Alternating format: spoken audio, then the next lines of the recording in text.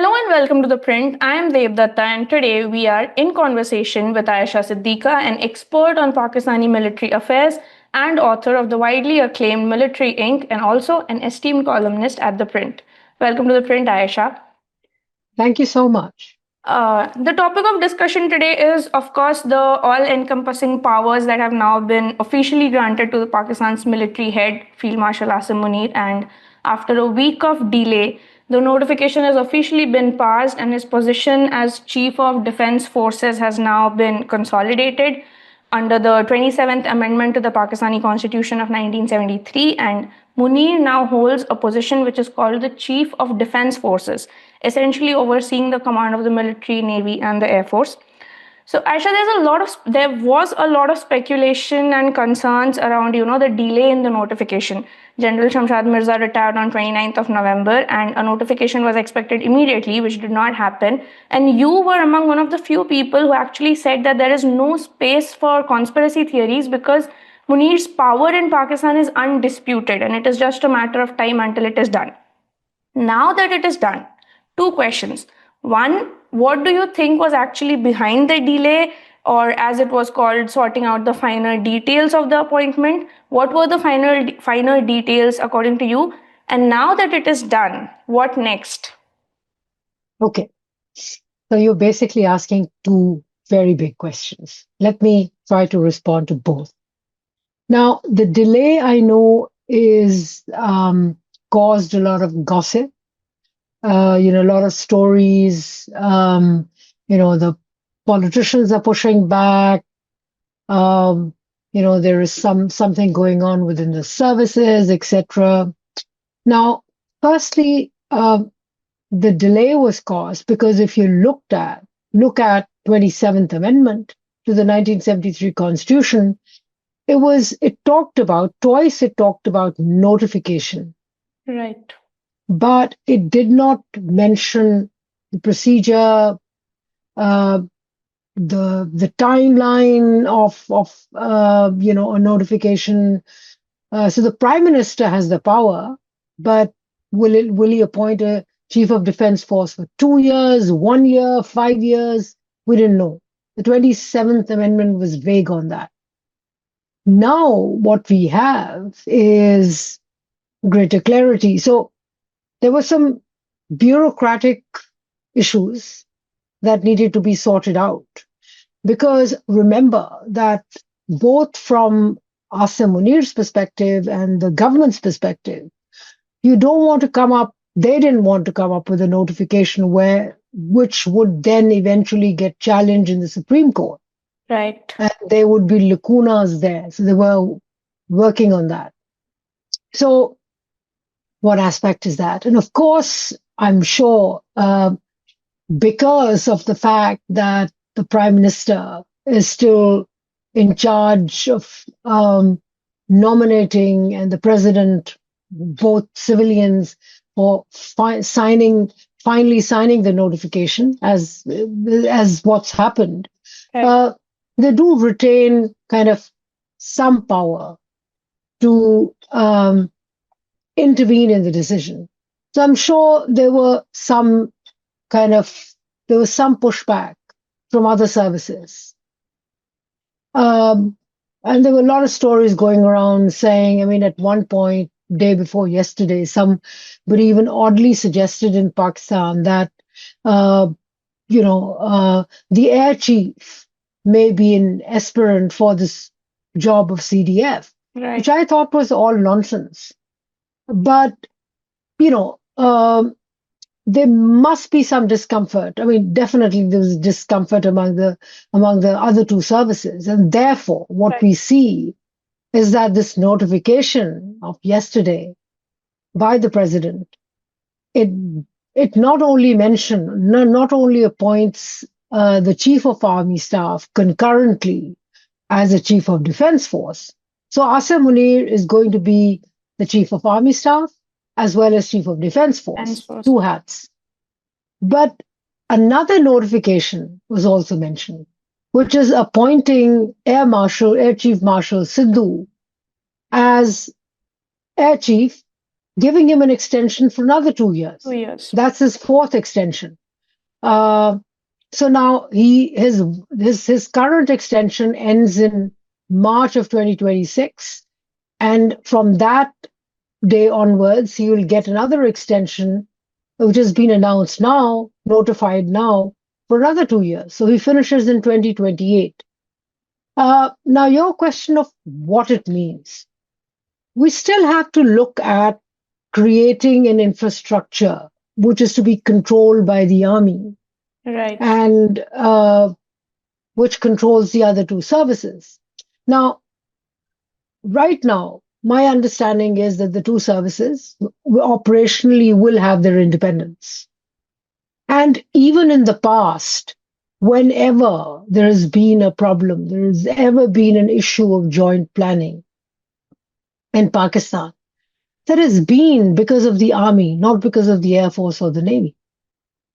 Right? The Air Force and Navy have always delivered whenever they were required to. I mean, 1965 war, 1971 war with India. Later on, during Kargil or the recent conflict, the Air Force has delivered, and Navy has stood by and done wherever it needed to do a task. Right. The problem is that in 1965, for example, the Army never took the Air Force and Navy into confidence before doing Operation Gibraltar. The same thing happened during Kargil. The Air Chief and Naval Chief actually didn't know what was happening. And it was after Kargil came out, the news of Kargil operation came out in Indian media, that they were then taken into confidence. So the problem is not with the two services. The problem is with the larger service. Now, how Mr. Field Marshal Asim Munir is going to pursue what kind of, because, earlier on we had the committee system, the Chairman Joint Chiefs of Staff Committee, which was established in 1976. According to changes in the Higher Defense Reorganization, the first time and the only time a white paper was published was in 1974-75. And the Chairman Joint Chiefs of Staff Committee was created then in 1976. So that was, and although not written down, but in principle, it was on a rotational basis. So right. Air Force chiefs have been chairman, joint chiefs. Naval chiefs have been chairman, joint chiefs. And actually, the one politician who reversed the process of rotation was Mian Nawaz Sharif. When after Kargil, he appointed Pervez Musharraf, the then Chief of Army Staff, also as chairman, joint chiefs. But there was generally a committee system. And although in Rawalpindi, although not very far from the Army's general headquarters, but the JCSC, Joint Chiefs of Staff Committee, has its own infrastructure, which I believe now all of it will be shifted to the general headquarters, because the Army chief sits there. You can't imagine him running between two offices. Now, what kind of proportion will the Air Force get or the Navy get in terms of helping him build a national strategy? Absolutely. Will a national strategy emerge? How will the tensions be sorted out? And one last comment. I mean, my fear has always been that in Pakistan's military, inter-services issues have often been kind of resolved or aired through media. Despite that their chairman, Joint Chiefs of Staff Committee was there, despite JCSE was there, but there have always been issues of resolving inter-services issues. Will we see a more solid structure? I mean, India's own experience with theater command has been tough. It's not easy. Inter-services is a tough one. So let's see where we go with that. Yeah, I mean, that was actually going to be my next question to you, as in, this is being called the biggest military overhaul in decades. And as you said, the chairman of Joint Chief Staffs has been abolished. What I wanted to actually ask you was how will this, the abolition and consolidation of authority under a single CDF then impact also the civil military balance, if at all, and the inter service power dynamics that you talked about within the Pakistan Armed Forces?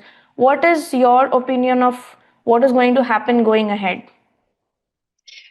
As I mentioned in my article that I wrote for ThePrint as well, I don't think that this in itself, this consolidation of power, of course, looks very big. And now, on behalf of the other services, uh, he will be able to kind of interact more comfortably with, say, the United States or other countries. He's now the chief of defense force. But I think in terms of civil military, this is not where the problem lies. That's not significant. I think the more significant factor is that according to changes in the 27th, changes in the Constitution, which is the 27th Amendment, he has been given lifetime immunity. Right. It's worse than what a Middle Eastern monarch has. I mean, even Middle Eastern monarchs are answerable to their tribal rules and norms. Now, Pakistan, like India or other South Asian states, is not that way a tribal society. It's a modern society. And to apply those kind of rules here is just awful. Just imagine. Yeah. Just imagine that as Chief of Defense Force and as Chief of Army Staff, he will take decisions which will have political implications, which will have economic implications, which will have geopolitical implications. But what you're saying is he's not going to be accountable. Yeah, he now has legal immunity. Yeah, so that makes him much more dangerous in terms of definitely for civil military relations. And then how is this any different from, establishing a military monarchy per se? I mean, no one can hold him accountable. So would you kind of call it monarchy in uniform now, like what we are discussing based on that? Yeah, I mean, without saying so, it is monarchy in uniform because even his own institution can't hold him accountable. Right. That I think is the more dangerous thing. Institutionally, as it is, the fact that he's got now till 2030, which also means that he will be supervising and monitoring the next elections in 2029. So the next government, whatever political government makes it to power in 2029, will have to have his support, and he will be overseeing that. So it actually provides a direction for Pakistan's politics, that now it'll be a hybrid rule, very controlled by the Chief of Defense Force. He'll be overlooking all of that. But also, I think it sends a very poor signal to institutionally, because Pakistan military, I believe, is a professional military, which means that all those generals who make it to 3-star are all trained in the same manner. They have, almost the same merit. They have a level of professionalism in anyone, so that anyone, once a chief retires after completing his tenure in 3 years, which now has been extended anyway, would be able to very comfortably kind of take over and do the job. Right. Because the idea of a professional institution is that things are done institutionally. There is a legacy, so anyone, of course, any head has their own kind of stamp. They have their own, they leave their own, or they create their own legacy as well.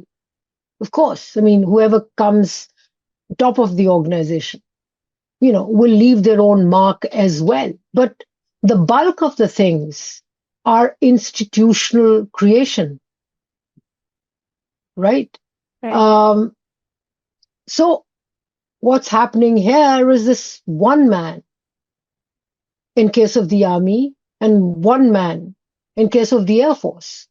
The signal, it's a very poor signaling to the services themselves that, look, we are so perfect, it will be a huge gap if we leave, so we have to get extended. I think institutionally is a very poor signal. I mean, don't you also think that there are strategic risks to this, given that this is a point of complex regional security challenges, even for Pakistan itself? How do you see those risks play out in the Pakistani No, theater? I don't think that per se would be a problem. That they'll have to kind of plan jointly, and in fact, that means that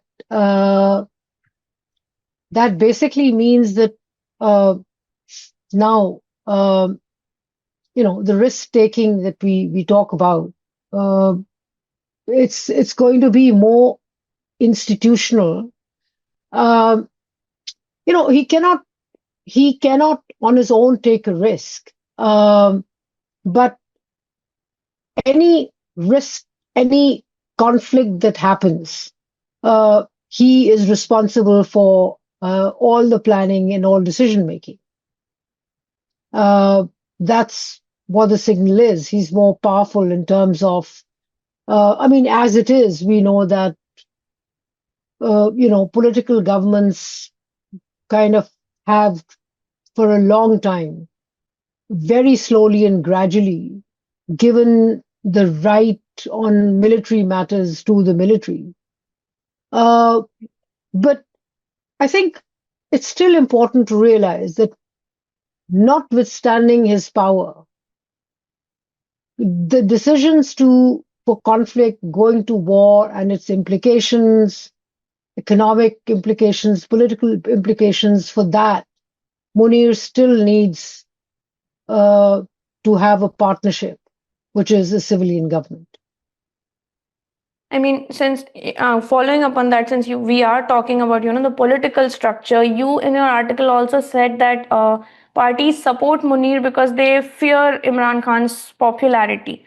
The Imran Khan factor is just one factor among a lot of other factors, and Pakistan per se is a parliamentary democracy for most of its history. It has had 29 prime ministers since 1947. Do you think political parties are complicit out of fear, or is it that the Sharifs and now Zardari kind of signing it is just to secure their children's political futures going ahead? Because, like you said, that a civil military alliance is how this is supposed to work going ahead. It's both. It's a combination.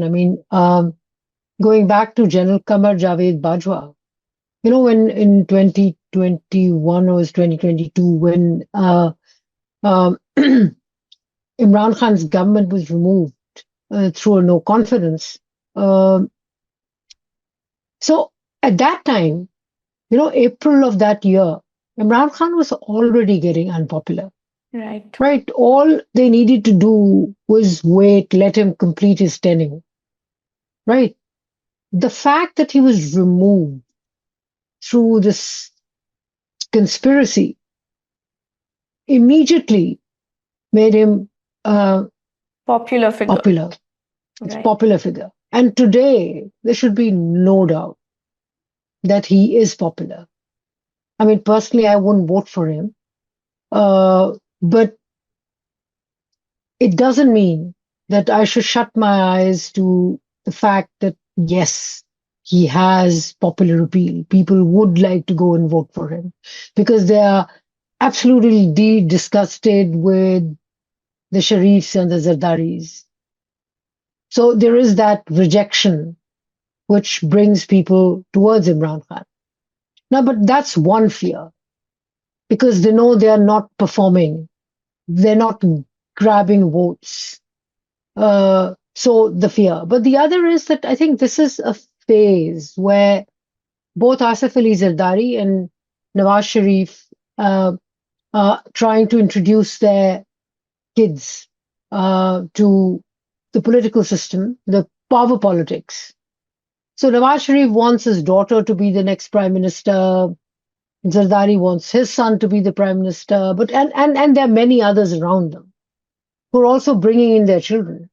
And one, I think, the current generation, which is now retiring, which will be there. I mean, it's not they're going to say goodbye to politics, uh, but one, I think, Nawaz Sharif feels very bitter that he tried in his very uninstitutional and odd way to protect Pakistan's democracy and it didn't work.